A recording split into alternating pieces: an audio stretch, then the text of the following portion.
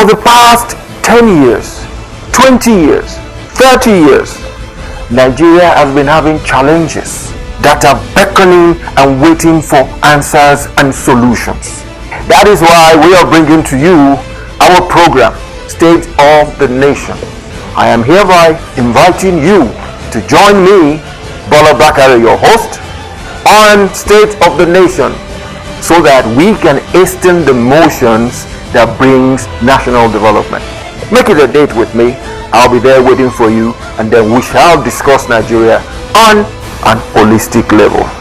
Situations like this is what has brought the average Nigerian out to say, we don't like this, you should resign.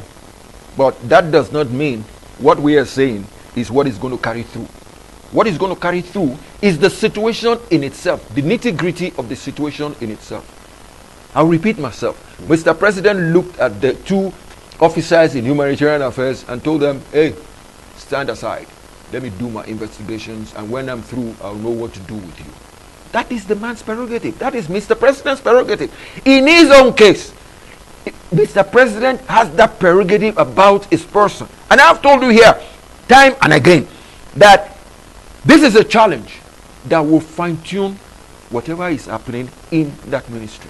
If this hadn't occurred, we wouldn't know anything. If the devil hadn't left heaven, we wouldn't know the difference between good and bad. So for every situation on earth, it is a learning process. It is a learning curve. The average Nigerian should learn from this. Himself as a minister of the Federal Republic, he should learn from this. Even those that were told to step aside while investigation is going on, they should learn from it. Even Mr. President himself, who appoints them, he's going to learn from it. Because if you remember what Mr. President told them, I am here for the renewed hope agenda.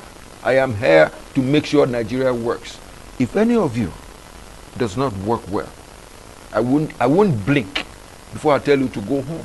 That is his own, Mr. President's prerogative. Let us give Mr. President that prerogative of saying, if he finds anybody wanting, either with Bumi Ojo or with anybody, any minister at all, Mr. President, this is from you, from me to you, sir. Go ahead, fire them. Government is the highest spender when it comes to procurements. Yeah. Even that is the job of government. Yeah. After paying civil servants, government has no business in business. Yeah. After paying civil servants, yeah, which is a recurrent expenditure, yeah, the rest of the money is used for what? In contracts. Yeah. That is the job of government, to give out contracts, yeah, to the populace. That is where we as professionals, that is where we get our meal. Yeah. And that is what is happening. The situation on hand that because he is in government and you are talking about a company which he is a part of. There is no gainsaying about that. There is no gainsaying. He is a stakeholder.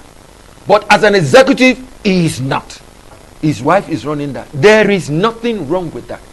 If you are in government, stay away from doing business in governance. Yes. There is nothing wrong in that. Yeah. But the idea is, there is nothing wrong also in my company, a professional company, getting jobs. He is not paying himself. He has 100 people employed. Let the company go ahead, source for money, make some profit, and pay those people. By extension, he is feeding Nigerians because he has employed people.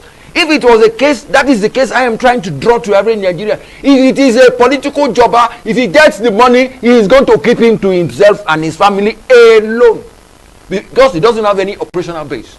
But when a man has an operational base, he has people he has employed. If you employ 100 people, you know the domino effect? We are talking about 500 to 1,000 people.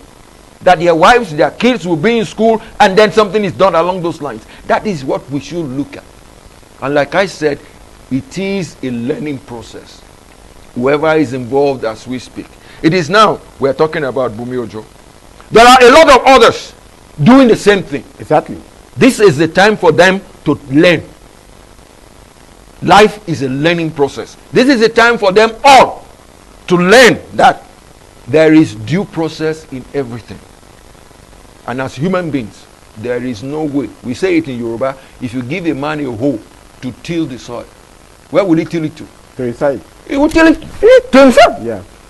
That is what is happening to all of them. You and I inclusive. If we are given a hoe to till the soil, you will till it. And that is what is killing the country. Because you are not looking at that is where we have to looking at the selfish interest. That is where, like you rightly said, and that's why you're selfish. We have to draw a line there.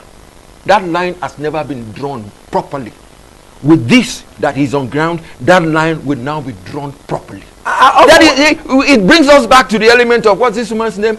Yeah. That element of due process. I am a due process person. Yeah. It is now for us to learn and then dance according to due process. That is the essence of it.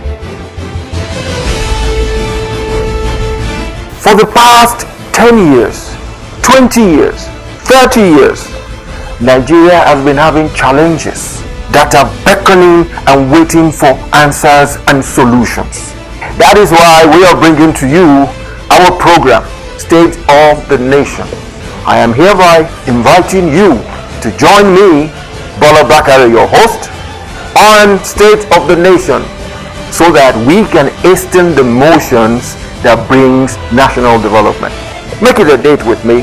I'll be there waiting for you, and then we shall discuss Nigeria on an holistic level.